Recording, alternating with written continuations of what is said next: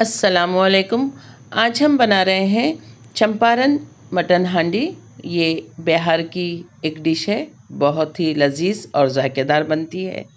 इसके लिए हमने लिए हैं आधा किलो प्याज, जो बहुत ही अच्छी बारीक स्लाइस में काट ली है, और इसमें गोश्त भी आधा किलो ही डालने वाले हैं।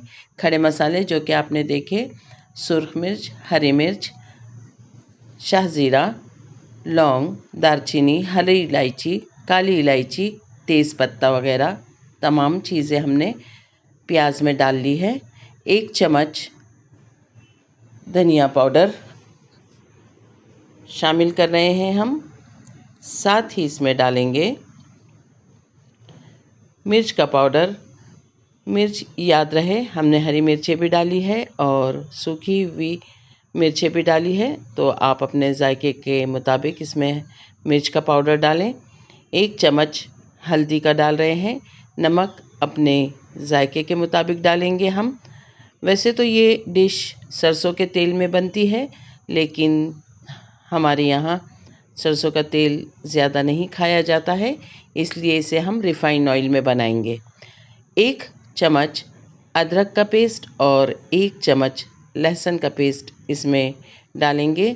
साथ ही 2 बड़े लहसुन इसमें साबित डाले जाएंगे।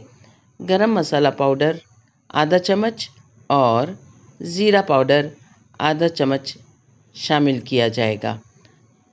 इन तमाम चीज़ों को बहुत ही अच्छी तरह से मिक्स किया जाएगा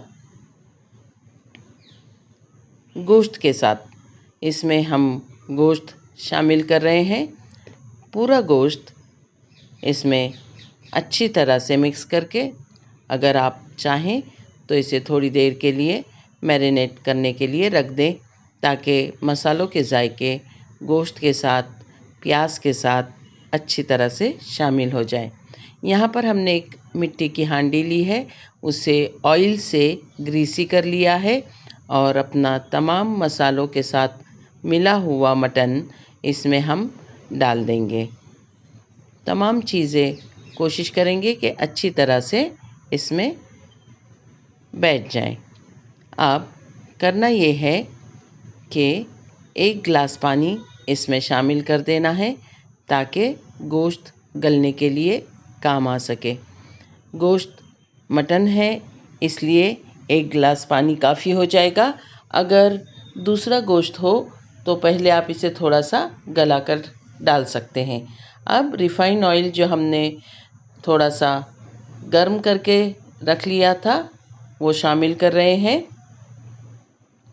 अब हांडी को हमने आटा लगा दिया है, और ताकि इसकी पकते हुए भाप बाहर न जाए, और इसे बंद करके स्लो आंच पर गैस पर हम पका रहे हैं। होना तो ये चाहिए कि इसे कोयलों पर पकाया जाए, लेकिन हम इसे गैस पे पका रहे हैं। कम से कम 1.5 घंटा स्लो आंच पे पकने के बाद हमें ये सालन बनकर मिलता है। देखिए, काफ़ी अच्छी हद तक हमारा सालन बन गया है। अब हम चेक कर रहे हैं कि हमारा गोश्त गला है या नहीं। देखिए, गोश्त भी काफ़ी अच्छी हद तक गल गया है। इसमें से लहसुन वगैरह निकालना नहीं है। लहसुन में भी बहुत ही जायका शामिल हो जाता है सालन का। हमारा सालन बनकर तैयार है। अल्लाह ताला आपके दस्तरखान पर बहुत सी बरकतें और नेमतें अता फ़रमाए। अगर आपको ये रेसिपी पसंद आती है तो इसे ट्राई ज़रूर कीजिए और अपने दुआओं में याद रखिए।